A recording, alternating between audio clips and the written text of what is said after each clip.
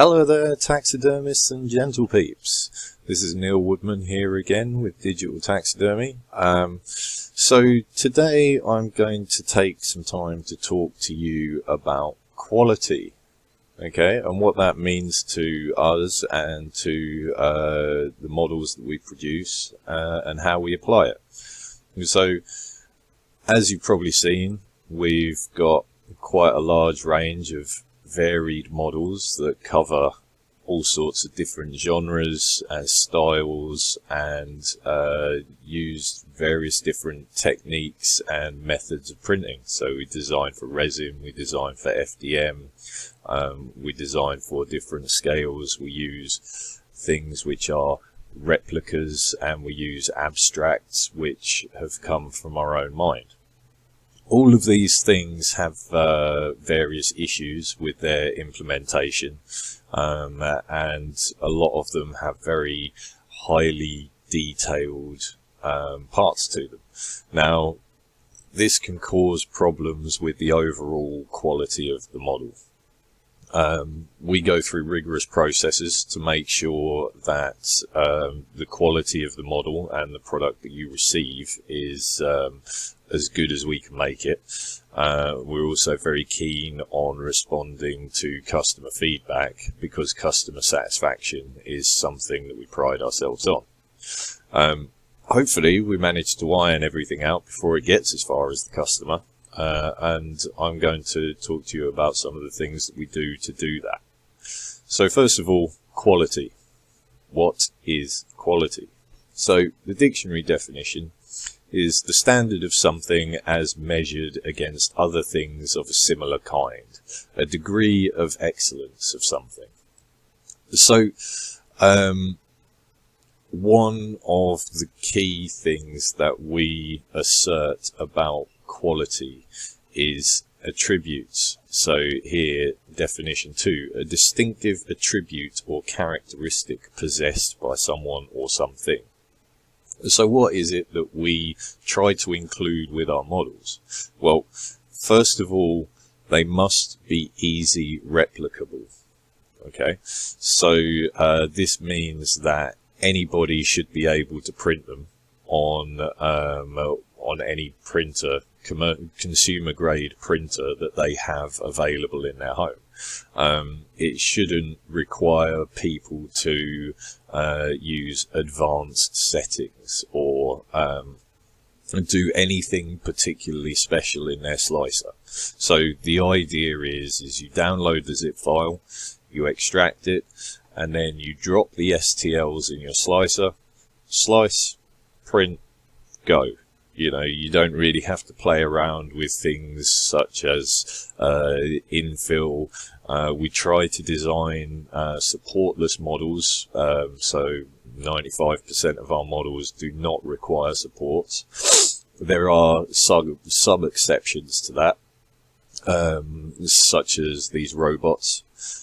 These robots are designed for FDM for resin printing, and that is a slightly different thing to the majority of our designs, which are actually optimized for FDM printing. So an FDM printer will be able to make a very good replica of all of these models without any hassle, and as I say, mostly supportless. Even these and these highly detailed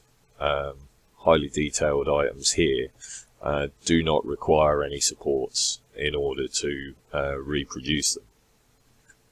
So, user friendliness is a quality attribute that we try to do. Where some of this support-free idea sort of falls down is when we are trying to do items like this, which are replicas, and these are for like hobbyists and gamers that want to have replicas of real world ones. Now, there's a certain amount of artistic liberty that you can take with these items. However, when you get down to it, there's a lot of rivet counters that just want it to be exactly like the original item is. So you kind of have to bow to that sometimes, and just make sure that you do your best. And in those situations, the supports can sometimes be unavoidable. So user friendliness. The next thing is that an STL file will be provided in such a manner that it doesn't require any fixing. So there'll be another video later in this series explaining about fixing STL files and why 3D Builder is such a good program. The first thing about that is we've all been to Thingiverse. So Thingiverse is a place where you can get your free models from, and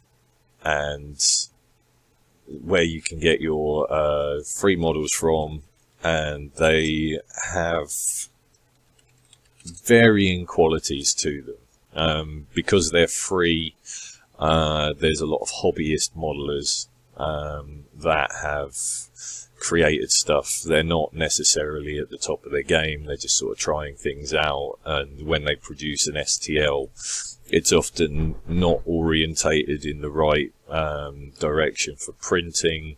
It often has errors in the mesh. There's lots of different issues that you might come across. Now, 3D Builder is very easy for fixing that sort of thing. You can open up the STL file in 3D Builder. You can rotate the file.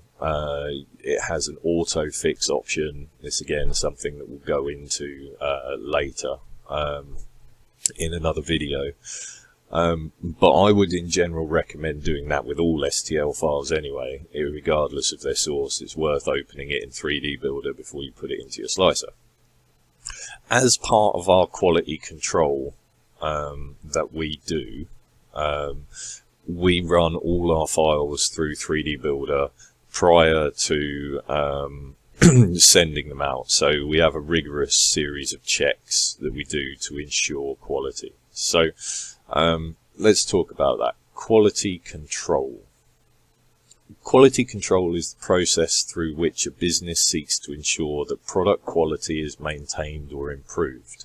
Quality control involves testing of units and determining if they are within specifications for the final product. So what does that mean? We set ourselves a series of guidelines for what our products have to live up to. And again, this includes supportless where possible, because that saves filament. We're also very keen now on design with thin walls and abilities to use as little filament as we can within the design. The other thing is user friendliness, also low file size. So using different densities of mesh within a single model to enable the best detail replication without increasing the file size. We do this through a various series of processes. Again, this is something that we'll go into later, but it's not the main focus of this particular video. And this quality control process involves us taking new models, and then we'll run them through 3D Builder to have a little look at them, and then we'll put them into the slicer. So here is the wall, one of our flint walls with the archway, and this is for our latest Kickstarter, which is for Trull Common. If you've seen that, you may not have seen that. It's here on Kickstarter at the moment, going quite well. Got plenty of time left on there. Feel free to jump in and pick up a deal. So at the moment I'm going through and extensively checking these items for quality. So what would I be looking for on here? First of all, there's an application of texture on these. So Theo has created these models, I'm checking them, and by doing that we apply a series of checks and balances. He'll check my models, I will check his models, and that means that we're not being biased towards our own efforts. So the first thing that we're going to be looking for is things like overhangs. So you can come and have a look underneath. You see a lot of red. Where that red is, there's various overhangs. And certain overhangs you can get away with, certain sizes of overhangs you can get away with. And there's ways of hiding these and building supports into your design. Again, this is something that we're going to cover in later videos, is how to build supports into your design. So the first thing that I will sort of do is flag this towards Theo as saying that this could be an issue, and so would the rest of the brickwork. So we put that onto a Trello.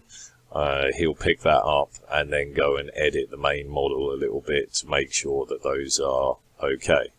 The next thing is the depth of texture. So the flint walls, actually, the flint comes out very well, and some of the brick detail, unfortunately, the texture is applied a little bit shallow. So that will be another thing that I'll pick up on. I'll flag that, and will increase the depth of the texture. The next thing on this model in particular, you can see here where we've got the holes for the hinges. So this is using a hole for filament, so you can use bits of excess filament, and that will hold the doors in, and then they'll open and close, and it'll all be great. The only problem is, if you've got a large flat surface here, that is not going to print in thin air, and in theory would require supports. So you have a few options. You would either say to people is that you need to use supports, and you can recommend tree supports, or you use supports all over. The only issue with that is that all of these red areas here, so here, here, here, everywhere, would then pick up the slicer's requirements for supporting. So what you would end up effectively using is twice the amount of filament, a huge amount of retractions, and this would end up just being a waste. And that's not something we want to do. We want you to be able to print your model, and that's it. So what we're probably going to do here is insert some little support blocks that we will design ourselves, and put them in there so they're easily removable. And then again, what we're doing is just using as minimal filament as possible. And because the supports are already in there, people do not have to activate supports in their slicer settings. You can just put it in, slice away, and go. Now, one of the key things again is when you export from your design program, quite often your file will be, like that way up, or usually not that way up, or that way, depending on how you modeled it against your axes. So this has already been put into 3D Builder. We can have a little look at that. So we've got 3D Builder here. We open up the file in there, and you can see it's in the right plane. So that's already been put in there, and that's been saved. And here we go. So the next step to assessing the quality of the model before it can be sent out or packed up and verified is we'll slice it. So we just slice that, and away we go. We check the preview. So our models for FDM are usually based around a 0.4 nozzle and a 0.2 millimeter layer height.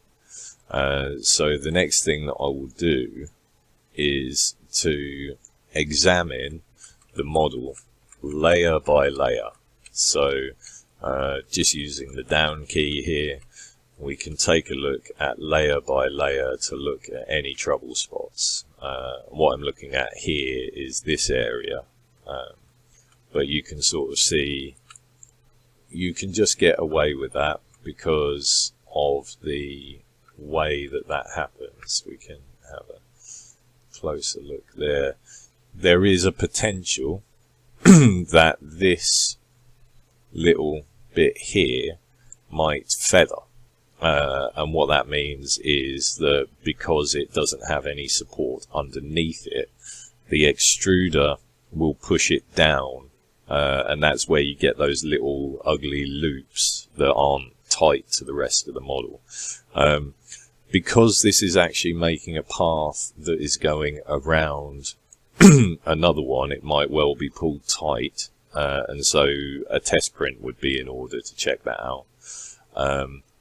But again, we can see a similar thing happening here. So your first step to really assessing whether overhangs are going to be a problem is to slice it and look from underneath. So we can see on this stone here that we've got layers that have perimeters laid down that are unsupported. This is not necessarily always a problem.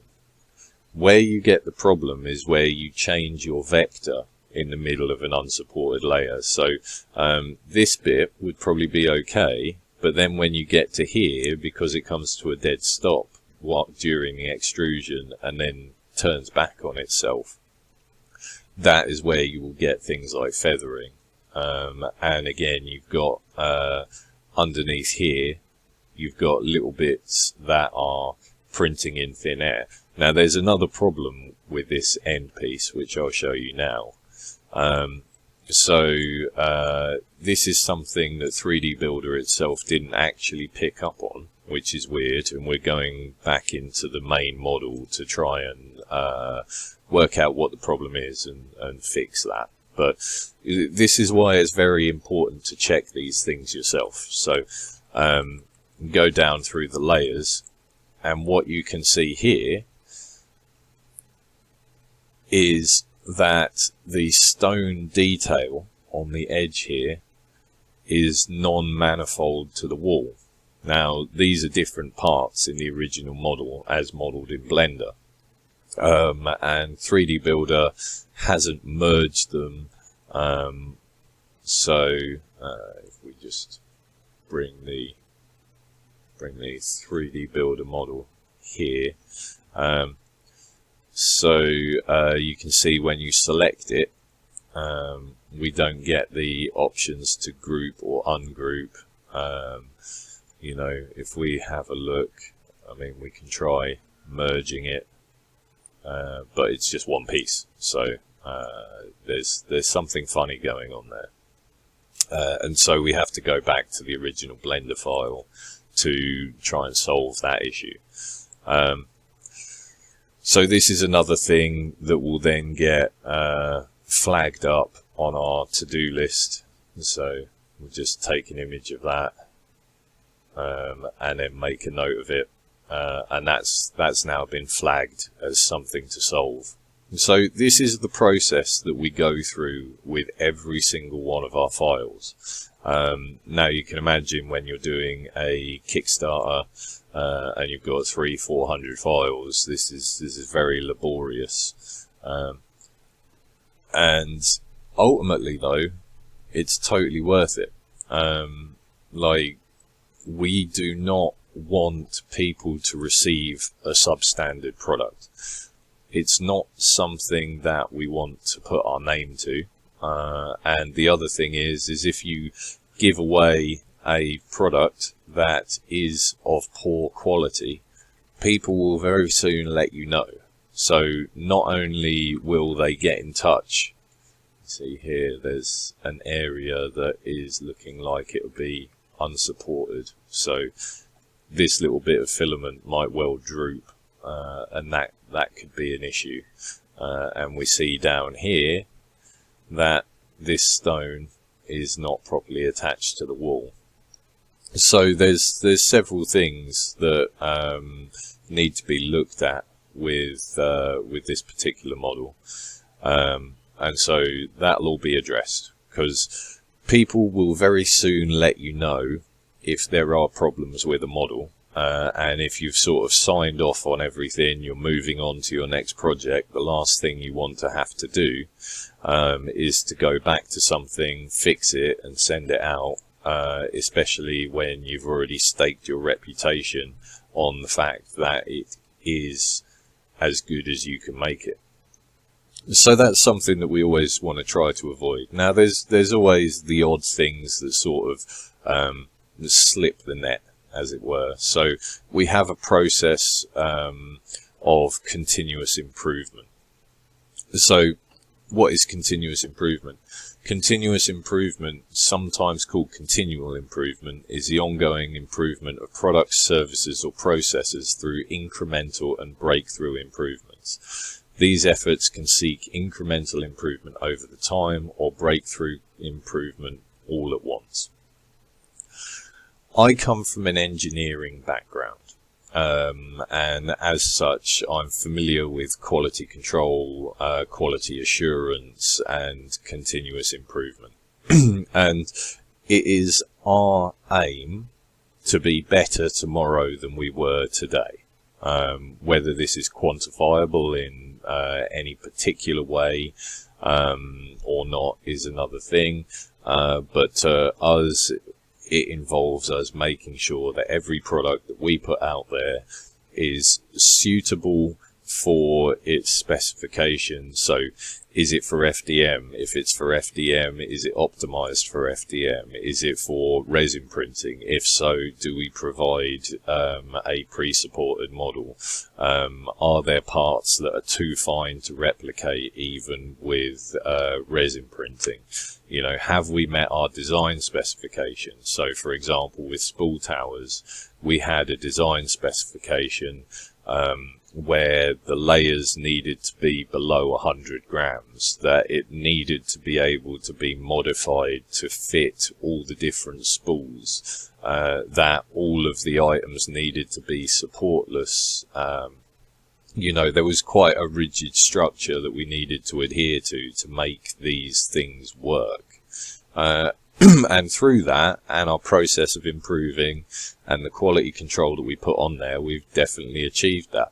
Now, there was hundreds of files in that Kickstarter, and as I say, some things have sort of slipped the net. Well, we have a link at the bottom of our page here for changelog. So the changelog is a little place, and you can find it in our blog section under the website, or there's a handy link at the bottom of every page on our website, where you can come, and if people have notified us about, or we have noticed an error within a model, we will go back in, we'll fix it, and then we will list the change and the date on this changelog. What that means is, if you find an error in a file, then you can check the changelog. If your file is dated later than the latest update for that particular item on the changelog, then you found something new. If it's older, then just update the file, because there'll be a newer version on the storage center, and then that will be solved. So through this, we've set up a process of feedback to allow us to improve what we do. And by finding problems and being notified of issues by our customers, we've managed to improve our products, improve their repeatability, improve our processes that ensure quality at the very end. So when it comes to 3D printing, there is a lot on the user on learning how to drive the 3D printer, how to set it up, how to calibrate it, how to manage the print, first layer, E-steps, tensioning belts, you know, your settings, retraction settings, everything like that. But what people don't seem to realize entirely is that the quality of the original model comes into play when it comes to replicability. So, if there's parts that are joining, are the tolerances correct? Is it optimized for your printing format, so FDM or resin? Is it properly orientated when you when you import it into your slicer?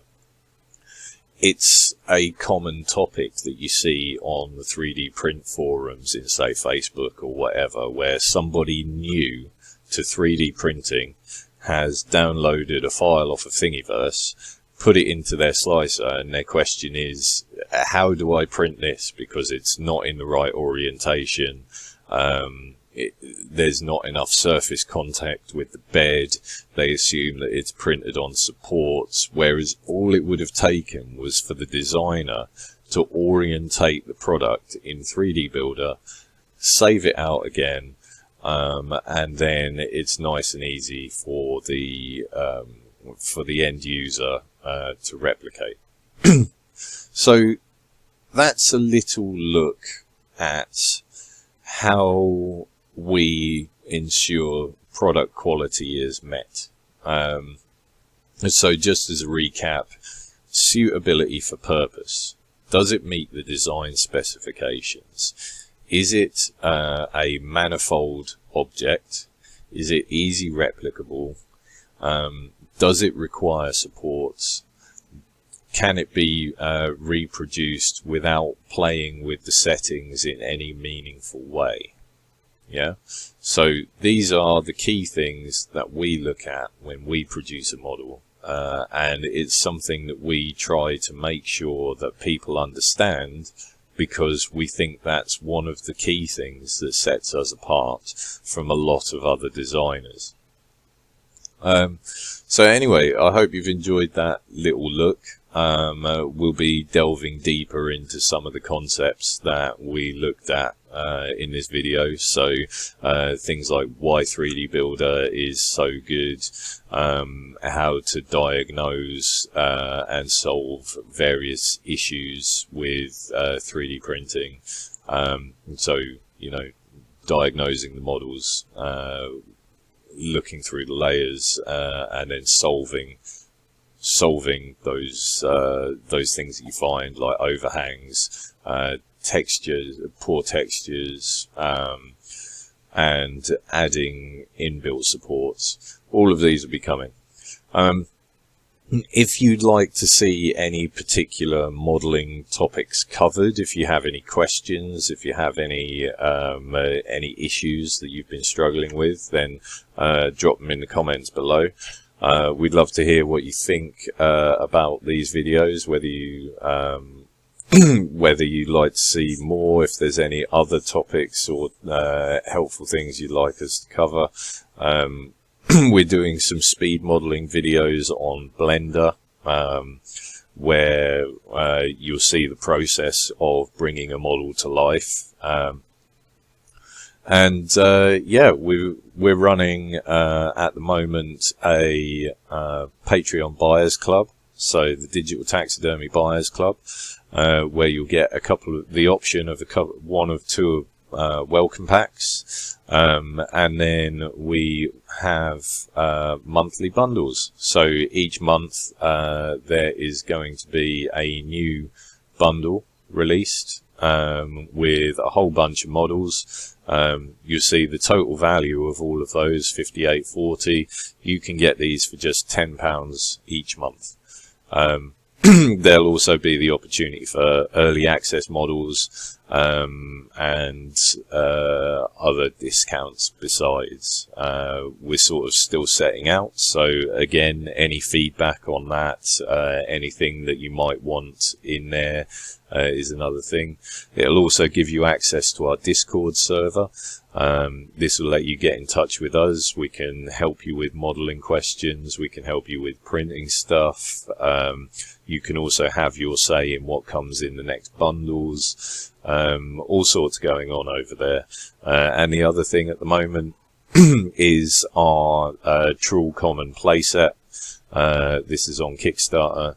And lots of buildings in there, which we're currently going through and applying our quality control techniques to.